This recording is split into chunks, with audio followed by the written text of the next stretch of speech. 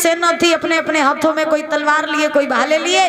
महाराज हरिश्चंद्र ने कहा सूकर बच के न जाने पाए, इसे मार दो। तो जैसे ही सेना ने महाराज विश्वामित्र को मारने के लिए तलवार भाले उठाए, उसी समय परीक्षित जी अब विश्वामित्र सोचने लगे अब मारे जाइए, हमारे तो हरिश्चंद्र की परीक्षा ले वे काजे हाय हमें जब लगत कहना माओ अंत हो जाइए। जो ये बात कही उसी समय आज महाराज ध्यान रखना कि विश्वामित्र जो थे वो अपनी माया के द्वारा वहां से अंतर ध्यान हो गए।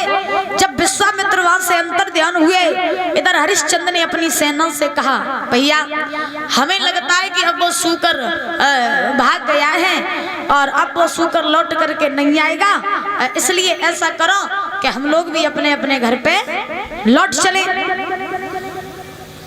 तो जब ये बात कही कि हम लोग भी अपने अपने घर लौट चले, तो उसी समय हरिश्चंद्र जो थे वो घोड़ा पर पुनः सवार हुए। सवार होकर के अवध के लिए वापस जाने लगे।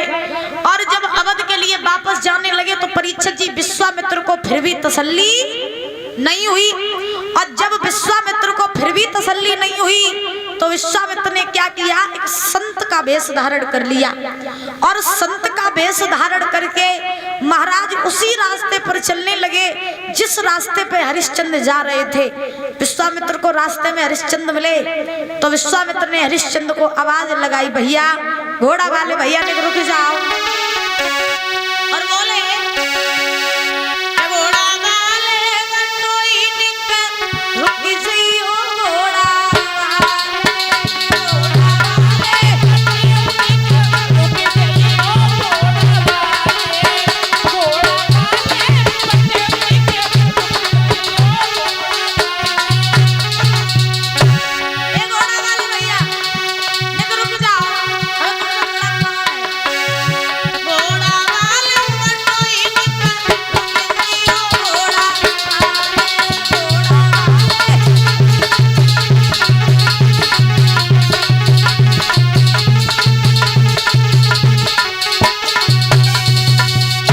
और ये 201 रुपये वैशाली यादव बगराई से, 101 रुपये मनोज यादव बगराई से, 51 रुपये हरिश्चंद्र बगराई से, 101 रुपये प्रवीण यादव बगराई से, 50 रुपये नैतिक सक्सेना बगराई से, 50 रुपये निखिल सक्सेना बगराई से, इनकी तरफ से आए हैं। बहुत बहुत धन्यवाद है।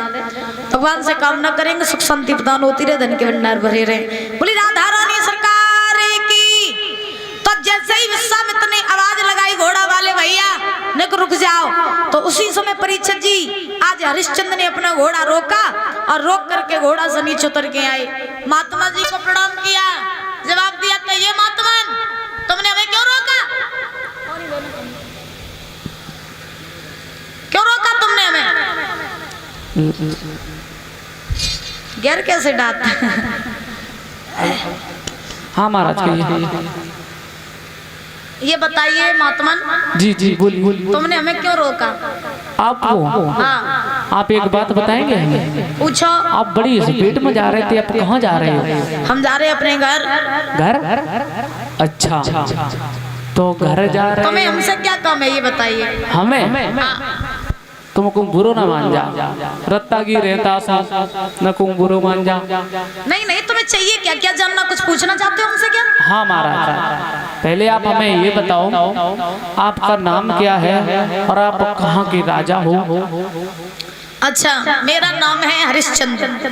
अच्छा हरिश्चंद्र? हाँ। दानवीर राजा हरिश्चंद्र? हाँ। अरे बस बस आपके ही पास हम जा रहे थे। क्यों? बड़ा नाम सुना है हमने आपका कि आप अयोध्या के राजा होकर के बड़ा दान करते हो, थोड़ी सी कमी हम पे आती है पूछ लिया तुम्हारे। क्या चाहिए तुम्हें महाराज? हाँ। तुम पूरी करोगे मेरी? बिल्कुल करेंगे। तो बताए ना तुमको फिर समझ लिए। हाँ समझ ली, तुम बोलो। महाराज हमारी एक नहीं 3 बिटियां हैं शादी का। 3? हाँ तीन तो 5। हाँ। 2 की कर दी मैंने। कद्दई? हाँ ठीक। एक जकरिया वाली बेटी, एक जबूरी बेटी और एक जब बेटी। ये 3 रह गई तासो जा नगटी कछु ज्यादा वैसी है। हाँ कैसी है? ज्यादा ही कजू है तो हमें महाराज की शादी करके काजे थोड़ी धन की जरूरत है। अगर आपकी कृपा हो जाए महाराज तो हमारी ये तीनों कन्या फरार रह जाएगी। फरार करे हो मतलब की शादी हो जाएगी, पीले हाथ रह जाएंगे न के। अच्छा हाँ महाराज, जाके ज्यादा चिंता है, जाके हमें ज्यादा चिंता है। सो काय अब पूरी बात ना बता पूरी बात बता दे। अब लली माई है तो मैंने के में शर्म आ। अच्छा हम तो जाई को ब्याह करे हो। हाँ महाराज महात्मन हाँ। देखो हम तुम्हें धन तो दे दिए हाँ। लेकिन अब हम अपने बाग से लौट के आए हैं। अच्छा तो अभी मेरे पास में कुछ देने के लिए नहीं है। मेरे पास में भी घोड़े की लगाम और कुंजी है। अच्छा खजाने की चाबी तो कुंजी लगाम है बस महाराज। हाँ। तो ऐसा करो जाई को मैं संकल्प कर दे जाई को और जो 60 बार सोना हुआ के घर दे दिए चल गए ऐसी का बात। अच्छा हाँ चलो ठीक है जो कुंजी लगा वो संकल्प दे दे हमें और गुरु की सौगंध खाए जा। चलो चल रहा। आज परीक्षित जी ध्यान रखना, विश्वामित्र ने हरिश्चंद्र से कहा कि अगर तुम्हारे पास में कुछ देने के लिए नहीं है तो आप ऐसा कीजिए कि मुझे कुंजी लगाम के द्वारा आप तिरवाचा भर लीजिए और तिरवाचा भरने के बाद में हम आपसे जितना धन मांगेंगे आप मुझे उतना ही धन दे देना। हरिश्चंद्र विश्वामित्र की चाल नहीं समझ पाई कि मेरे साथ होने वाला क्या है। तो हरिश्चंद्र ने कुंजी लगाम के द्वारा तिरवाचा भर लिया। भरने के बाद में जब संकल्प पूरा हुआ तो विश्वामित्र ने हरिश्चंद्र से कहा कि सुनो राजन, संकल्प तो तुमने ले लिया, अब मेरी ये शर्त है कि तुम मुझे 60 बार सोना और दोगे। तो जो ये बात कही तो हरिश्चंद्र ने जवाब दिया, देखो महात्मन आप मेरे घर आना तो मैं आपको 60 बार सोना दे दूंगा। बोले ठीक। अब हरिश्चंद्र घोड़ा पर सवार होकर के चले, अवध में पहुंचे और जब अवध में पहुंचे तो हरिश्चंद्र ने क्या देखा कि हरिश्चंद्र के जाने से पहले विश्वामित्र अवध में पहुंच गए और परीक्षित जी पहुंचे तो पहुंचे लेकिन हरिश्चंद्र की राजगद्दी पर जाकर के बैठ गए विश्वामित्र। और जब राजगद्दी पर जाकर के बैठे तो हरिश्चंद्र ने विश्वामित्र से तो कुछ नहीं कहा, खजांची को बुलवाया और खजांची को बुला करके आदेश दिया, भैया खजांची मेरी बात सुनो।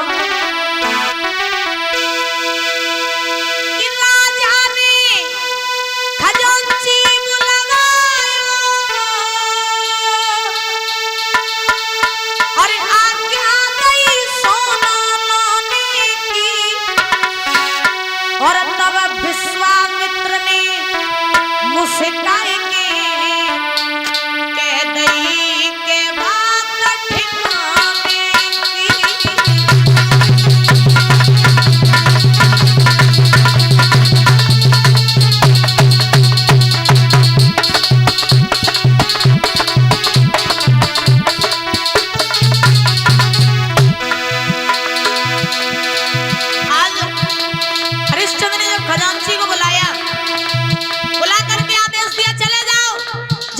खजाने में से धन निकाल लाओ 60 बार सोना।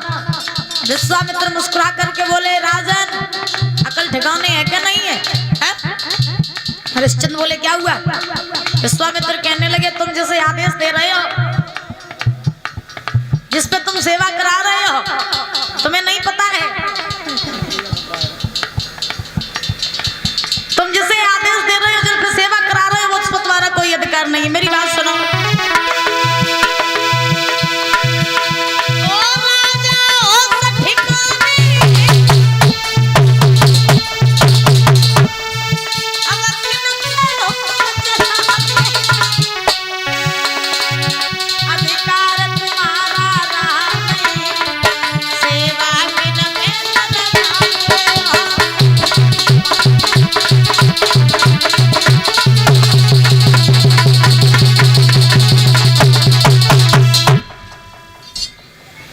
यहाँ कोई शायद जानवर मर गया है इसीलिए स्मेल आ रही है। आप लोगों को भी लग रही है? सच में